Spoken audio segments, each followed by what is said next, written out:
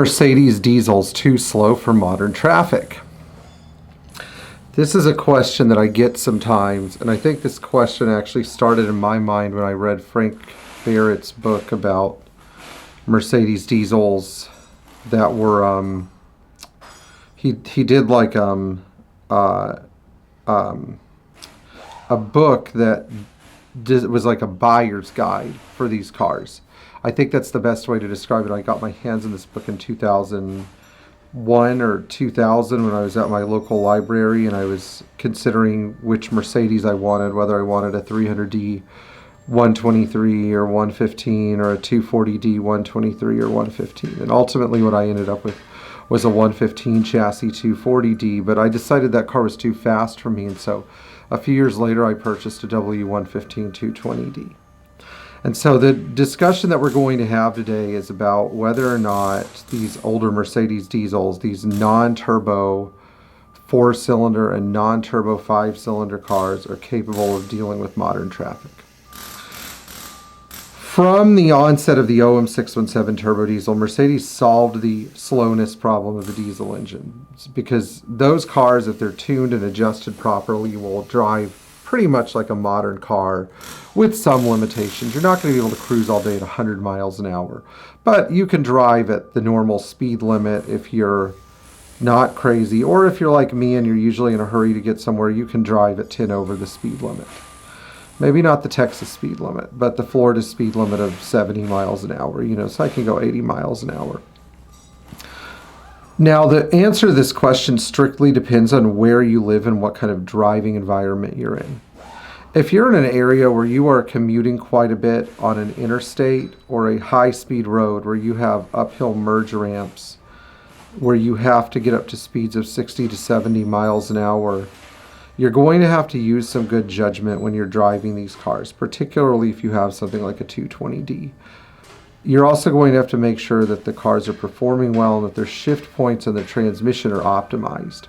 A big issue I used to have on my 240D was that my dad disconnected the throttle pressure control rod, which was responsible for upshifts and downshifts.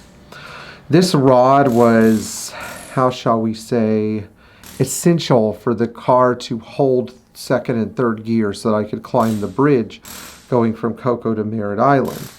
And without it, I'd have to climb the bridge at 21 miles an hour in fourth gear, which was really tough. But the car always did it. It just did it at 21 or 22 miles an hour. And I think by the top of the bridge, I was at 27 miles an hour.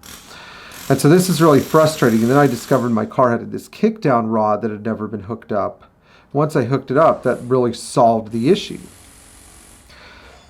I guess the other big question is what you expect your driving speeds to be.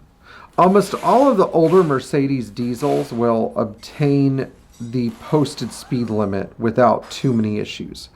If you have a 220D automatic with air conditioning, that car will drive 75 miles an hour all day. It'll drive 70 miles an hour all day, but it'll be operating close to its governed engine speed of 4,250 RPM. And if you're trying to do this on a regular basis, like as in trying to commute through everyday traffic with,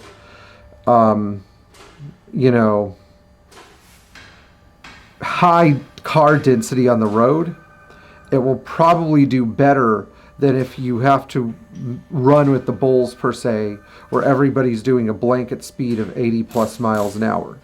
The posted top speed of said 220D that I mentioned is about 82 miles an hour. From there, things do get better. Mercedes published top speeds of 84 miles an hour for all of the 240Ds, but we quickly learned that earlier 240Ds that had a higher governed engine speed, if they had a really healthy engine and you played with the pump timing, those cars would do 90 or even close to 100 miles an hour from their 2.4 liter inline four. So there were some things you could do to make them faster. Unfortunately, as the later generations of 240D progressed and the mechanical pump governors got more precise, you were going to end up cruising somewhere between 84 and 90 miles an hour, and it was going to take a while to get there. But as far as going, again, a speed of 75 miles an hour goes, this is entirely possible. Now let's talk about the 300D non-turbo. The biggest problem with 300D non-turbo isn't obtaining the speed. it's the harmful potential effects on the engine. So if you're going to have one of these things, don't run it out of oil. Run it on really good oil like Liqui Moly 15W40. Make sure that your mixture is not too lean, and don't force the car to run at high speeds when it's cold. Try to avoid driving any diesel hard when it's cold. These cars tend to do better in their later iterations. So if you have an 80 or 81 small glow plug head, 300D, TD, or CD, these cars are going to perform better at high speeds than a big glow plug car. Although some big glow plug cars, particularly the ones with factory rebuilt engines, seem to have all the power in the world and perform much better than they originally did. Why this is, I'm not sure, but I think that the cars benefited from improvements to combustion chamber design and piston design that allow them to make better power. These cars will almost all obtain a speed of 90 miles an hour, and some will even obtain speeds of 95 miles an hour. So they're not as slow as you'd think.